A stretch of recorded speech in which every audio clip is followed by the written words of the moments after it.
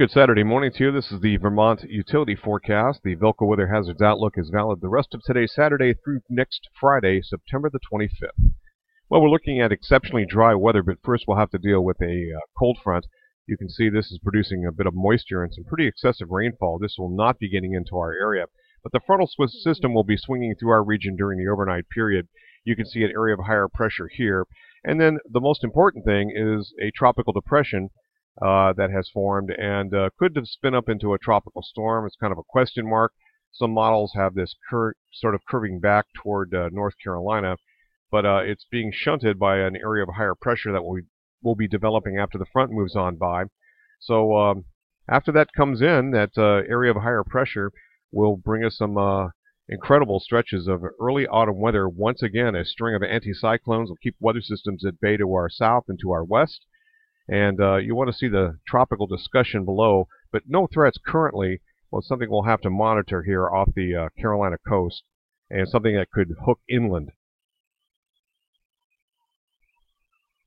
Looking at current temperatures, you can see relatively warm weather, tranquil conditions for today. Sunday highs will definitely get into around the 80-degree mark in many areas. Already seeing 80 degrees at Messina. And in terms of precipitation, there's a little bit of a leading edge that's going to try to make a run at us and bring us some clouds a little bit later on this afternoon. And so by this evening, we're looking at the possibility of an isolated thunderstorm or two right in the northern western part of the state, namely the Champlain Valley. Here's the latest Storm Prediction Center analysis. And about 4 hours prior, you can see the area of low pressure was in the southern Great Lakes region with a strip of moisture here. These lighter greens are the most intense moisture. And it's currently in this vicinity here and will be continuing to move up to the north and east. There's a stretch of drier air associated with the sinking motion of this area of higher pressure, and it's bringing us lesser humidity. And then subtropical moisture where it is very humid off to our south. In about 6 hours from now, this is what the thinking is. We're looking at that strip becoming fairly narrow with higher precipitable water off to the west of our region, but that is going to be trying to work with the front into the region tonight, and it does narrow out and dry up a little bit, so we're not expecting widespread heavier showers, but again, in the Champlain Valley we could see an isolated thunderstorm or two. And looking at the current instability pattern, really nothing to worry about here. The bulk winds, really nothing to worry about. This would just be a few lightning strikes at the time it does make it into the region. Checking some of the computer modeling. Concerning today's weather, the NCAR WRF ensemble, the areas you see in blue and especially the yellows is where we're expecting thunderstorms to fire up. This particular area, this would be valid roughly around 22Z or at about 6 o'clock this evening. And expecting a line of showers and thunderstorms that looks fairly impressive and a little bit of a scare threat here. But you'll see what happens. The models really, they lose steam as they head east.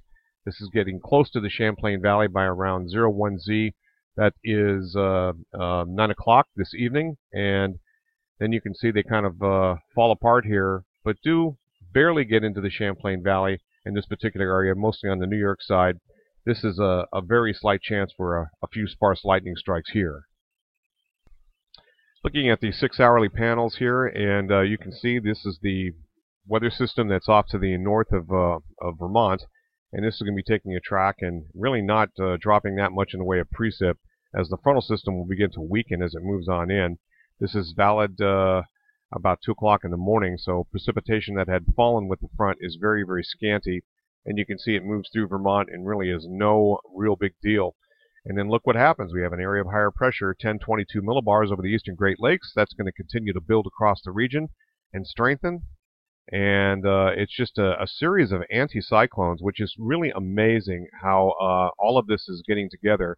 You can see this is very elongated, another separate center here, stretched all the way into the Canadian Maritimes, right across New England. And so it's guarding this weather system, this tropical depression, potential tropical storm, holding it to our south. The European model thinks it's going to head a little bit off the Cape Cod area, but really harmlessly going out to sea. And this is the area of higher pressure just exerting itself and continuing. This is valid about Wednesday morning. We get into Wednesday afternoon, And you can see that there is one little weather system that's going to brush us, probably supply us with a little bit colder air as we get into the late part of next week. And if anything, another area of higher pressure builds in, this time from the north. This is going to be a cooler, drier air mass, a lot stronger. 1034 millibars is no chopped liver. And that's going to be setting up across Quebec and then stretching into Vermont and northern New England. And this is going into really this coming next weekend.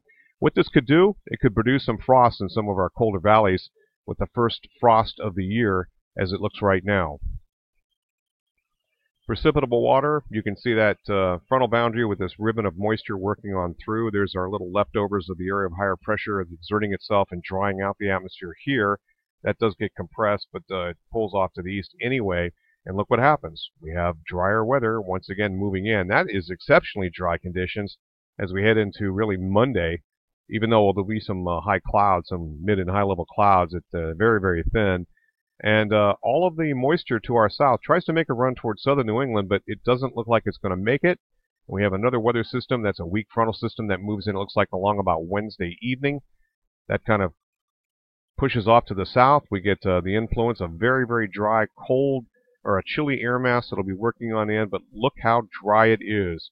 And look at the lack of moisture across the northeast United States. Quite amazing as this pattern just continually repeats itself, with another surge of cool, drier air working in. It looks like this will be down around sometime early next week.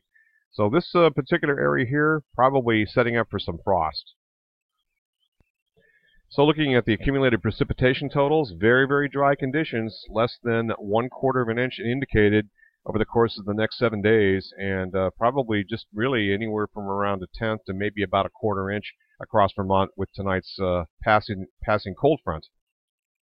The area, it looks like south and east, this is where the tropical depression will be, potential tropical storm. And then it looks like a little bit better weather pattern, favoring some more moisture here. And then obviously up in the British Columbia region, which this time of year is very, very favorable. Also, they get a lot of monsoon moisture. This is good for Southern California. There'll be a lot of showers and thunderstorms and flash flooding more than likely across some parts of the desert southwest over the course of the next 7 days based on this. And in terms of temperature, this is quite amazing as well. We continue more or less above normal. Even though our normals are falling and temperatures are getting cooler over time, we're still maintaining the above normal quality here. Near normal to the south, that has to do with that rain-induced tropical depression and whatnot, and much of the country is running above normal.